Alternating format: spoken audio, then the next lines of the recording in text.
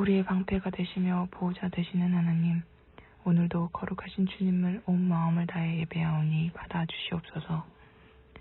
내 이름으로 일컫는 내 백성이 그들의 악한 길에서 떠나 스스로 낮추고 기도하여 내 얼굴을 찾으면 내가 하늘에서 듣고 그들의 죄를 사하고 그들의 땅을 고칠지라고 하신 주님, 지난 며칠도 말과 행동이 일치하지 못했던 모순되고 교만한 삶으로 하나님의 거룩함을 따르지 못한 허물과 부족함이 많은 인생임을 고백합니다. 이 시간 회개하는 저희들의 죄악과 허물을 용서하여 주시고 의와 진리의 거룩함을 받은 새로운 예배자의 심정으로 살아갈 수 있도록 인도하여 주시옵소서. 코로나로 인해 예배 이전에 나아가서 예배하지는 못하지만 한 마음 한 뜻으로 하나님께 나아갈 수 있도록 이끌어 주심을 감사합니다. 치유하시는 하나님의 능력으로 이 땅의 코로나가 하루빨리 종속되어지기를, 그로 인해 코로나의 장기화로 힘들어하며 고통 중에 있는 이들에게 고통을 딛고 일어날 힘과 물질도 부어주실 줄 믿습니다. 성도님들의 사업의 터를 축복하시고 떨어져 지내는 가족들의 건강과 마음을 붙잡아 주시오며 서로를 향해 감사와 축복함으로 희망을 예비하게 하여 주시옵소서. 또한 저희의 미래인 자녀들이 하나님을 향한 온전한 예배자로 세워지고 세상을 향해 당당히 예배하신 그 길을 걸어갈 수 있도록 함께하여 주옵소서. 하나님께서 세우신 교회들이 진정 하나님을 기쁘게 하는 하나님의 마음의 터전이 되기를 원합니다. 말씀으로 저희와 함께 하시는 하나님, 이 시간 말씀을 전하시는 목사님과 함께 하시고 지혜와 능력이 풍성히 부어지게 하여 주시옵소서. 성도님들의 귀를 여시고 하나님의 뜻과 마음을 알아들을 수 있게 하여 주시옵소서. 오늘도 저희 가운데 함께 하실 하나님을 의지하며 주 예수 그리스도의 이름으로 기도드립니다. 아멘. 성도 여러분 반갑습니다. 광고 시간입니다. 이번 수요일부터 사순절 기간이 시작되었습니다. 부활절 전까지 40일의 기간인데 개인 신앙 성장과 기도훈련, 신앙훈련의 계기가 되면 좋을 것 같습니다. 영적으로 유익한 시간이 되기를 바랍니다. 각 기관 온라인 모임이 있습니다. 시간 참고하셔서 참여해 주시면 좋을 것 같습니다. 그리고 코로나 확진자가 최근 또 좀 증가한 것 같습니다. 주의하시고 인내하시고 대면 예배와 그리고 흩어져 있는 우리 교회를 위해서 함께 기도해 주시기 바랍니다. 드린 헌금 위해서 제가 기도하겠습니다. 하나님, 이 시간 주님 앞에 예배로 나아갈 수 있게 하여 주시니 감사합니다. 우리의 몸을 드리며 우리의 마음을 드리며 우리의 인생을 주님 앞에 의탁하는 시간 되게 하여 주옵소서. 주님께 드려지고 주님을 만남이 우리의 기쁨이며 우리의 능력이며 우리의 위로가 됨을 믿습니다. 또한 주님 앞에 아름답고 향기롭고 기뻐 받으시는 예배와 제물이 될 수 있도록 도와주옵소서. 드려지는 예물이 하나님의 나라와 영광 위에 사용되어지게 하시고 우리 교회를 통하여 주님의 말씀이 선포되어지며 주님의 사랑과 능력이 나타날 수 있도록 도와주옵소서. 삶의 공급자 되신 하나님께서 우리의 영육간의 필요를 채우시고 하나님의 축복으로 만나주시며 예배를 주님께 의탁드립니다. 예수님의 이름으로 기도합니다. 아멘. 오늘 성경 말씀 마태복음 20장 17절부터 21절까지 읽겠습니다. 예수께서 예루살렘으로 올라가려 하실 때에 12제자를 따로 데리시고 길에서 이르시되, 보라, 우리가 예루살렘으로 올라가느니 인자가 대제사장들과 서기관들에게 넘겨짐에 그들이 죽이기로 결의하고 이방인들에게 넘겨주어 그를 조롱하며 채찍질하며 십자가에 못 박게 할 것이나 제3일에 살아나리라. 그때 세베대의 아들의 어머니가 그 아들들을 데리고 예수께 와서 절하며 무엇을 구하니 예수께서 이르시되 무엇을 원하느냐. 이르되 나의 이 두 아들들을 주의 나라에서 하나는 주의 우편에 하나는 주의 좌편에 앉게 명하소서. 아멘. 영어로 읽겠습니다. Now Jesus was going up to Jerusalem. On the way, he took the 12 aside and said to them, We are going up to Jerusalem, and the Son of Man will be delivered over to the chief priests and the teachers of the law. They will condemn him to death, and will hand him over to the Gentiles to be mocked and flogged and crucified. On the third day he will be raised to life. Then the mother of Zebedee's son came to Jesus with her sons and kneeling down, asked a favor of him. What is it you want? He asked. She said, Grant that one of these two sons of mine may sit at your right and the other at your left in your kingdom. 아멘. 지난주 수요일 2월 17일부터 사순절 기간이 시작되었습니다. 사순절은 부활절 전까지 일요일을 제외한 40일의 기간을 이야기합니다. 초대교회 때 부활절을 맞이해서 세례를 받는 사람들이 세례를 준비하면서 그 준비 기간에 기도하고 경건을 유지하는, 자신을 돌아보는 그러한 기간으로 삼았다고 합니다. 카톨릭에서는 저 교회 절기들을 좀 많이 강조하지만 개신교에서는 그렇게까지는 강조하지 않습니다. 사순절은 장로교단이나 CRC 저희 교단에서도 공식적으로 지키는 교회 절기는 아닙니다. 하지만 요즘에는 각 교회들이 각 개인 경건 생활에 유용하고 또 기도 훈련에 좋다고 판단되어서 격려하고 또 홍보하는 분위기가 되는 것 같습니다. 수요일부터 시작되었는데 각 개인의 경건 생활과 그리고 기도 훈련에 유용한 계기가 되기를 바랍니다. 사순절 절기를 맞이해서 예수님께서 겪으셨던 마지막 일주일의 삶과 그리고 말씀을 잘 생각하면서 하나님의 나라에 대해서 배우고 하나님의 나라의 사람으로 살기를 다짐하는 계기가 되었으면 좋겠습니다. 마태복음 19장과 20장은 예수님께서 예루살렘 성에 들어가기 전에 사역과 가르침에 대해서 말하고 있습니다. 연결되는 21장에 예수님의 예루살렘 입성 이야기가 나오고 그로부터 일주일의 이야기가 등장합니다. 대부분의 복음서에서는 이 일주일의 이야기에 많은 분량을 차지하고 있고 많은 사건들을 비교적 자세히 기록하고 있습니다. 28장으로 된 마태복음도 21장부터 28장 거의 3분의 1 분량을 그 이야기에 차지하고 있습니다. 마지막 일주일에 십자가의 사건이 중요하기 때문이죠. 십자가 사역은 예수님의 이 땅의 마지막 사역이면서 가장 중요한 사명이기도 했습니다. 예수님은 예루살렘으로 올라가면서 다시 한번 세 번째로 이 중요한 자신의 십자가의 사역과 죽음에 대해서 예고하십니다. 예루살렘으로 올라가면 대제사장들과 서기관들이 나를 체포할 것이고 그들이 나를 이방인에게 넘겨줘 죽게 할 것이다. 그들은 나를 조롱하고 채찍질하고 십자가에 못 박을 것이다.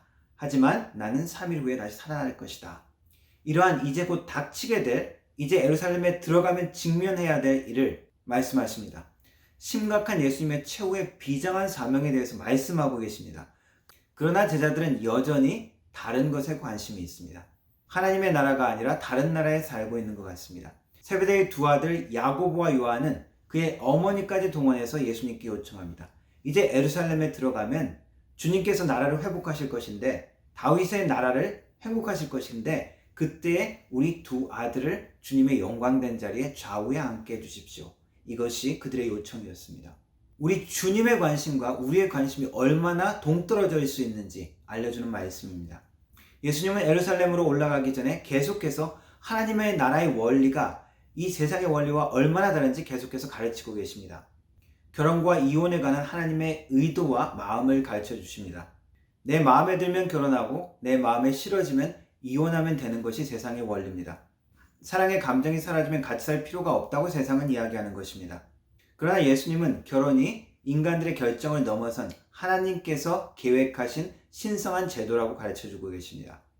또한 어린아이들을 가로막지 않고 환영함을 통해서 하나님의 나라의 지위와 존중함의 가치관이 세상과 반대되는 것을 이야기합니다.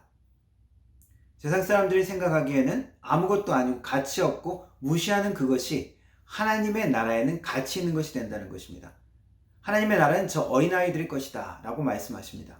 또한 부자 청년의 방문 이야기를 통해서 세상과 물질에 대한 욕심이 하나님의 나라의 조건에 대해서 얼마나 적대적일 수 있는지를 가르쳐 주십니다. 이 말씀에 제자들은 충격받고 놀라죠. 그리고 이러한 헌신과 포기는 인간으로서는 역시 불가능한 일이라고 또한 말씀하십니다. 그리고 덧붙여서 이렇게 세상의 가치관을 포기한 자들에게 주어지는 보상이 버린 것만큼 받는 것이 아니라 그것과 비교할 수 없는 풍성함으로 돌려받는다고 말씀하십니다. 그런데 이 모든 하나님의 나라의 이 모습, 이 통치와 원리는 결국 예수님의 십자가를 통해서만 완성되어지고 그 모든 그림이 그려지게 되어져 있습니다. 왜냐하면 죄와 저주로 인한 사망과 멸망에 대한 요구를 인간이 가져오는 재물로는 만족시킬 수 없기 때문입니다. 그 저주에서 벗어난 하나님의 정의를 인간의 힘으로는 할 수 없다는 것이죠. 또한 하나님 아버지의 그 무한하고 놀라운 그 은혜와 사랑이 얼마나 큰 것인지를 완벽하게 보여주시는 것이 십자가였기 때문입니다. 하나님께서 우리에게 하고자 하는 말씀, 내가 너희들을 이만큼 사랑한다는 그 말씀을 우리는 십자가를 통해서 확인할 수 있습니다. 예수님은 지금 그런 하나님의 나라의 완성과 그 사명에 대해서 말씀하고 있지만 제자들의 관심은 다른 나라에 있다는 것입니다. 아마도 베드로가 예수님께 책망받은 이후에 야고보와 요한은 이때가 베드로를 제치고 예수님께 가장 인정받는 제자의 자리로 나갈 수 있다고 생각했는지 모르겠습니다. 많은 경우 우리의 안정감과 행복감은 비교하는 데서 올 때가 있습니다. 학생 같으면 시험을 치르고 성적을 받았는데 성적이 안 좋습니다. 근데 다른 애들도 못 쳤다 그러면 안심되죠. 그런데 점수를 또 잘 받았습니다. 90% 이상 받았습니다. 그런데 누구도 90% 받았다, 누구도 90% 받았다 그러면 별로 기쁘지가 않죠. 비교를 통해서만 행복감을 느끼는 경우입니다. 국뽕이라는 말이 있습니다. 우리 한국의 위대한 면을 이야기하면서 마약을 한 것처럼 만족해하고 좋아하는 그것을 말하죠. 적당한 자부심과 자존감은 필요합니다. 그러나 과도한 국뽕은 잘못된 우월감과 객관적인 가치 판단을 흐립니다. 예전에 어떤 캐네디언과 이야기하면서 한국이 짧은 시간에 비약적인 발전을 했다고 제가 자랑하면서 우리는 자원이 없어서 그 대신 머리를 써야 된다 그러면서 우리 한국 사람들이 은근히 머리 좋다는 자랑 같은 이야기를 했습니다. 그런데 그 이야기를 듣고는 표정이 별로 달갑지 않은 것 같았습니다. 그러면서 캐나다가 얼마나 우월한지, 그러면서 캐나다의 우월한 면들을 또 이야기하더라고요. 특별히 우리가 일본이나 중국과 비교해서 이겼다, 혹은 일본은 실패했는데 우리는 성공했다, 이런 이야기를 들으면 우리가 아주 통쾌합니다. 그리고 일본 사람이나 중국 사람들이 얼마나 무례한지, 얼마나 과대망상인지 이런 것들을 이야기하면서 우리는 비웃기도 하고 또 통쾌하기도 합니다. 그런데 비슷한 것을 그쪽 사람들도 보고 있는 것 같습니다.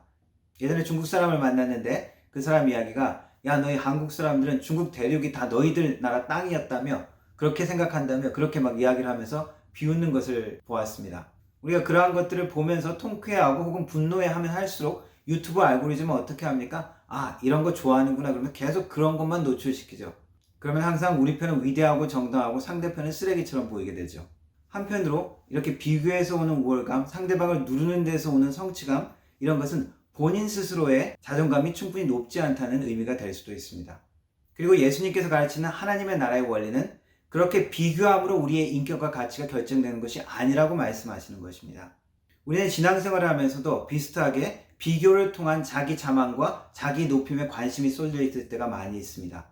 신앙의 모든 행위가 하나님이 아니라 나의 자랑을 위한 행위가 되어집니다. 교회 공동체 내에서도 얼마나 내 이름이 드러나느냐가 더 관심이 되어지는 것이죠. 다른 사람을 비판하고 누르면서 내가 높아지기를 원하는 것입니다. 야고보와 요한은 예수님의 이 말씀 전에 바로 포도원 주인에 대한 비유를 들었습니다. 어느 시간에 고용되었든지 똑같이 임금을 주는 주인에 대한 이야기죠. 세상 사람들의 눈에 보기에는 불공평한 것 같은 주인이지만 사실은 관대한 주인의 이야기였습니다.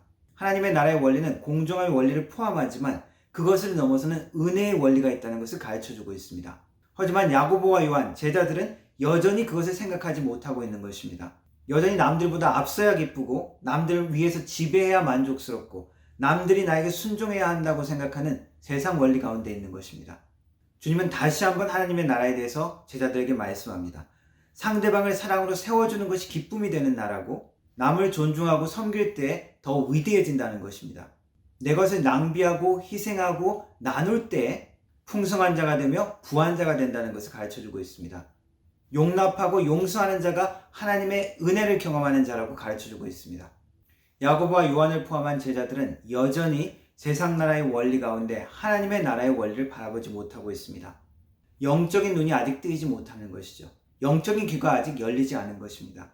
예수님의 제자들은 결국 예수님께서 십자가에 죽기까지 복종하시는 모습을 통해서, 그리고 부활의 영광으로 능력으로 다시 나타나시는 모습을 통해서 하나님의 나라를 진정으로 깨닫게 되어집니다. 그리고 성령의 능력을 통해서 그 하나님의 나라를 전파할 수 있는 자가 되어집니다.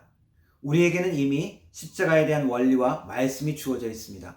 오직 우리 속에서 일하시는 성령께 순종함을 통해서 하나님의 나라와 원리에 눈을 뜨고 거기에 순종하며 그 기쁨과 영광을 누리는 우리의 삶이 되기를 주님의 이름으로 축원합니다.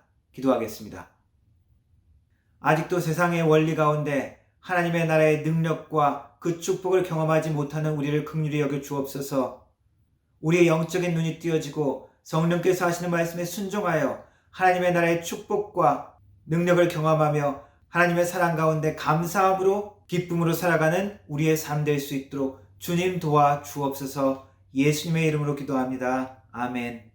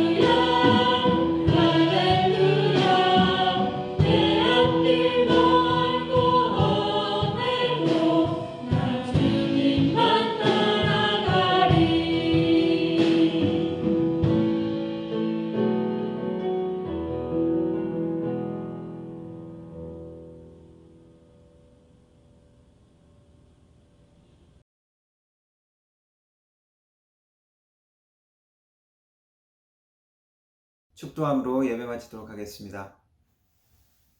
지금은 우리 주 예수 그리스도의 은혜와 성부 하나님의 놀라우신 사랑과 성령 하나님의 위로교통 충만하신 은사가 다른 사람을 다스리며 지배하기보다 섬기며 사랑하며 주님의 마음으로 나누기를 다짐하는 우리 모든 성도들 머리 위에 그 가정과 일터와 교회 위에 영원 무궁토록 함께 하실지어다. 아멘. 주 품에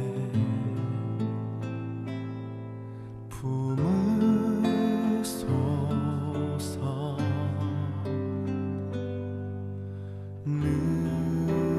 능력에 발로 덮으소서. 거친 파도 날 향해 주와 함께 날아오르리. 폭풍 가운데 나의 영혼 잠잠하게 주를 보리라.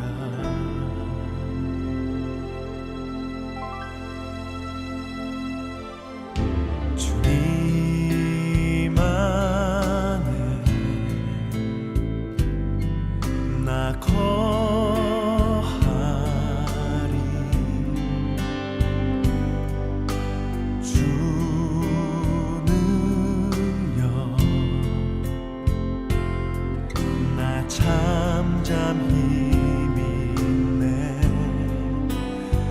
거친 파도 날 향해 와도 주와 함께 날아오르리. 폭풍 가운데 나의 영혼 잠잠하게 주를 보리라. 거친 파도 날 향해 와도 주와 함께 나